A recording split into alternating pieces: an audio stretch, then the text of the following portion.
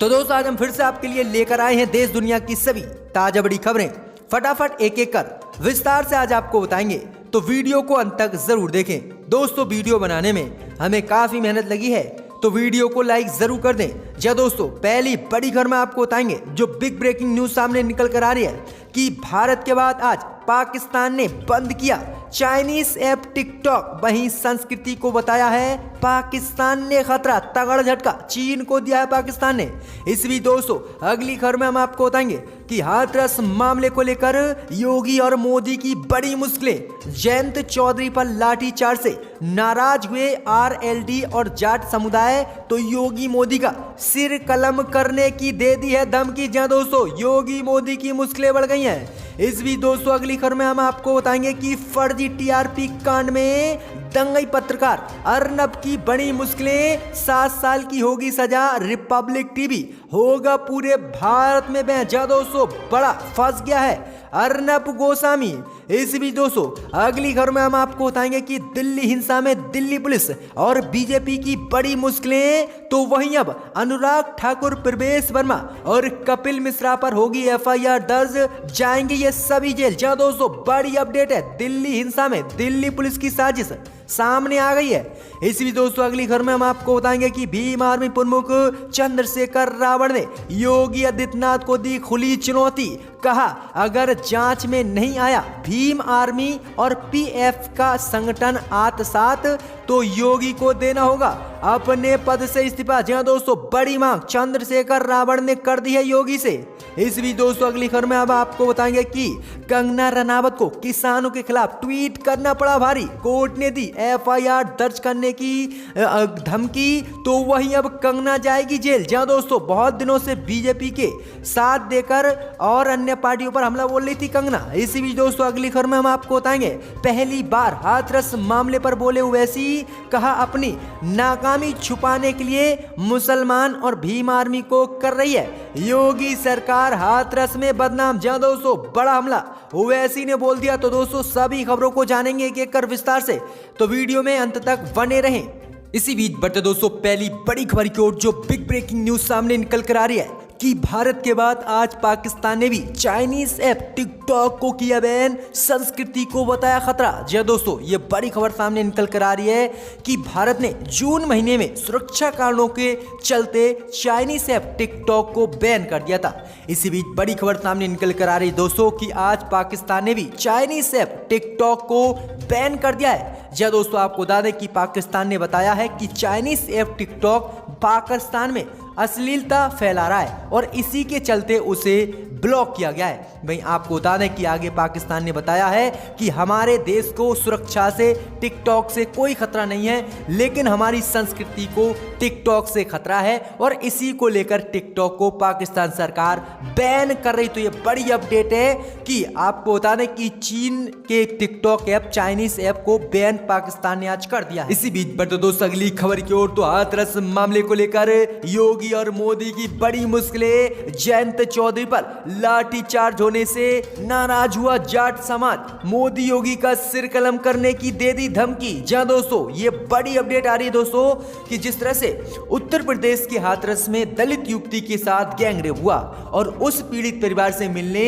RLD अध्यक्ष और जाट नेता जयंत चौधरी हाथरस गए, लेकिन उत्तर प्रदेश की योगी सरकार ने उन पर लाठी बरसाई और आरएलडी कार्यकर्ताओं को भी साथ में पीटा। अब इसी से नाराज होकर जाट समाज और आरएलडी कार्यकर्ताओं ने योगी मोदी का सिर कलम करने की धमकी दे दी है और कहा कि जहां पर भी योगी मोदी मिले तो उनके सिर को कलम कर दिया जाएगा। इसके लिए 50 लाख रुपए का इनाम भी कार्यकर्ताओं ने रखा है और कहा कि योगी सरकार को इस प्रदेश से उखाड़ कर फेंक देंगे। तो ये बड़ी अपडेट आ रही है कि अब उत्तर प्रदेश में योगी मोदी के सिर कलम की खुली धमकी दे दी गई है, जिसके बाद उत्तर प्रदेश की योगी पुलिस ने व्यक्ति को गिरफ्तार भी कर लिया जिसने ये धमकी दी थी। इसी बीच बढ़ते दोस्तों अगली खबर की ओर तो दंगई पत्रकार अर्नब गोस्वामी की बड़ी मुश्किलें। फर्जी टीआरपी खरीदने के मामले में आज मुंबई पुलिस करेगी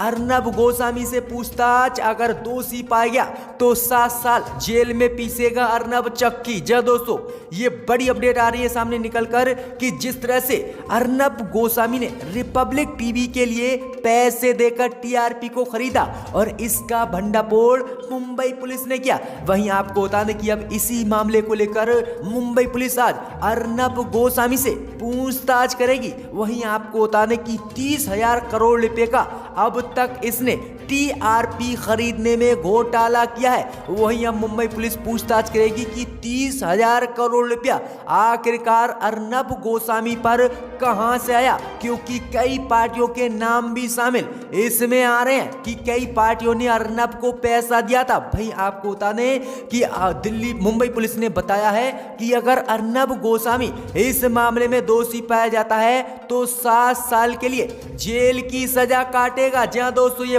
बड़ी अपडेट आ रही है। वहीं शिवसेना ने भी कह दिया है कि अभी तो ये महज शुरुआत है, आगे आगे देखिएगा पूरी फिल्म बची हुई है। यानी अर्नब गोस्वामी अब पुलिस के चंगुल से नहीं बच पाएगा और अब अर्नब गोस्वामी हर कीमत पर जेल की चक्की पीसेगा। जहां दोस्तों बड़ी अपडेट है ये रिपब्लिक टीवी को लेकर। इसी बीच बढ़ते दोस्तों अगली खबर की ओर तो दिल्ली हिंसा को लेकर बीजेपी की बड़ी मुश्किलें। अनुराग ठाकुर, प्रवेश वर्मा और कपिल मिश्रा अब जाएंगे दिल्ली हिंसा को लेकर जेल। जहां दोस्तों ये बड़ी अपडेट सामने निकल कर आ रही है कि दिल्ली हाई कोर्ट में 2 नवंबर को कम्युनिस्ट पार्टी के नेता वृंदा क्रांत ने एक याचिका डाली है और इसमें मांग की है कि अनुराग ठाकुर, प्रवेश वर्मा और कपिल मिश्रा बीजेपी नेताओं पर हाई कोर्ट एफआईआर दर्ज करने का आदेश दे।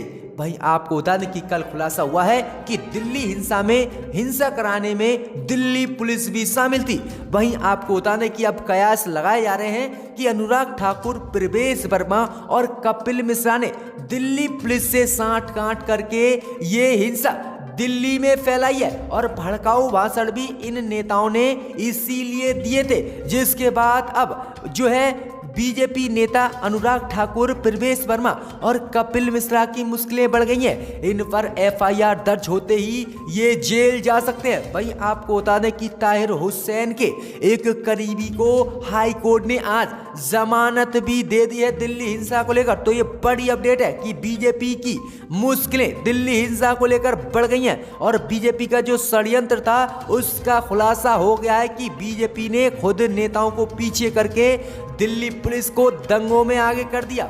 इसी बीच बढ़ते दोस्तों अगली खबर की ओर तो हाथरस मामले को लेकर बुरी फंसी योगी सरकार। भीम आर्मी के चीफ चंद्रशेखर ने योगी को दी खुली चेतावनी, कहा कोई भी जांच करा ले, अगर नहीं निकला पीएफआई से सांठ-गांठ तो योगी को देना होगा इस्तीफा। जी दोस्तों आपको बता दें कि हाथरस मामले में भीम आर्मी और पीएफआई के बीच सांठ-गांठ की खबरें योगी सरकार ने दी थी। योगी सरकार ने बताया था कि विदेश से आया 100 करोड़ रुपए की फंडिंग भीम आर्मी और पीएफआई कर रही हैं और ये दोनों ही संगठन साथ मिलकर उत्तर प्रदेश में हाथरस में जातीय दंगा फैलाना चाहते हैं। अब इसी को लेकर चंद्रशेखर आजाद ने योगी सरकार को खुली चेतावनी दी है और चंद्रशेखर ने कहा है कि मैं योगी आदित्यनाथ को चैलेंज करता हूं कि कोई भी जांच योगी करवा ले।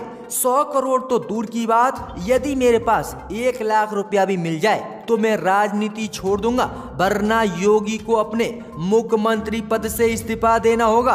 वहीं आगे उन्होंने कहा है कि अब पता चलता है कि उत्तर प्रदेश में न्याय मांगने से योगी सरकार कितनी डरती है और यूपी में न्याय की आवाज उठाना अब अंतर्राष्ट्रीय साजिश कहलाती है। जी दोस्तों ये बड़ा हमला चंद्रशेखर ने बोला है। वहीं आपको बता दें कि यूपी पुलिस ने बताया था कि एसआईटी की टीम ने पॉपुलर फ्रंट और भीम आर्मी के बीच लिंक का खुलासा किया है और इन दोनों में लिंक मिला है, जिसके बाद ही ये बयान दिया गया है चंद्रशेखर रावत की तरफ से। इसी बीच बढ़ते दोस्तों अगली खबर की ओर तो कंगना को किसानों के खिलाफ ट्वीट करना पड़ा भारी। कोर्ट ने दिया एफआईआर दर्ज करने का आदेश, अब कंगना जाएगी जेल। जी दोस्तों आपको बता दें कि लगातार सुशांत सिंह राजपूत और गंदी राजनीति फैलाते हुए अभिनेत्री कंगना रनावत ने किसान आंदोलन के खिलाफ एक ट्वीट किया था, जो ट्वीट अब उसको भारी पड़ गया है। जी दोस्तों, आपको बता दें कि कर्नाटक की एक अदालत ने इस मामले का संज्ञान लेते हुए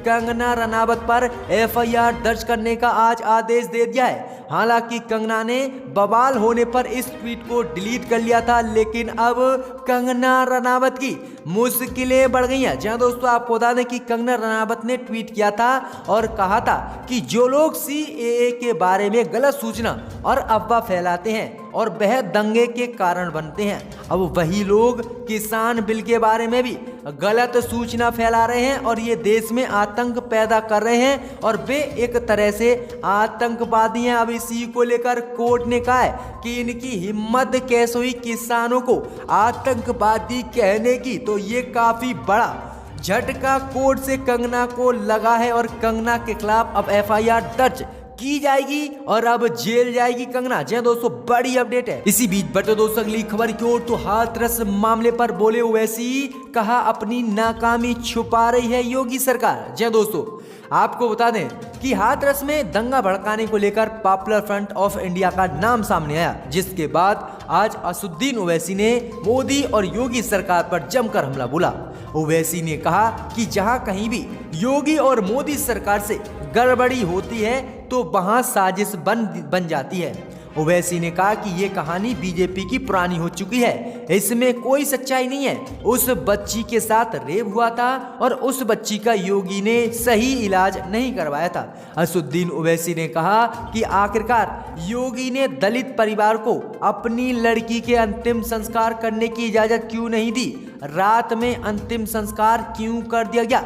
क्या ये भी अंतरराष्ट्रीय साजिश है? आखिरकार कब तक अपनी नाकामियों को इस तरह से छुपाती रहेगी योगी सरकार? वहीं आपको बता दें कि असदुद्दीन ओवैसी ने कहा है कि जब भी योगी सरकार और मोदी सरकार किसी भी मामले पर फेल होती है तो कह देती है कि इसमें आतंकवादियों की साजिश है, पाकिस्तान की साजिश है, पीएफआई की साजिश है, जबकि इनका कोई लिंक नहीं होता है। असदुद्दीन ओवैसी ने कहा कि अगर पीएफआई का इसमें लिंक है तो योगी सरकार बताए कि कौन से खाते में पैसे आए हैं और वो अकाउंट किसका है, क्यों कार्रवाई नहीं करती है। तो ओवैसी ने कहा कि ये झूठे षड्यंत्र चल रही है और देश में ये लोग देश को बर्बाद कर रहे हैं। तो ये बड़ा हमला ओवैसी ने बोला है। इसी बीच बढ़ते दोस्तों अगली खबर की ओर, तो बिहार में शिवसेना लड़ेगी 50 सीटों पर चुनाव, उद्धव ठाकरे करेंगे चुनावी रैलियां। जो दोस्तों, ये बड़ी खबर सामने निकल कर आ रही है कि महाराष्ट्र सरकार बिहार में 50 सीटों पर चुनाव लड़ने जा रही है। सूत्रों के मुताबिक शिवसेना करीब 50 सीटों पर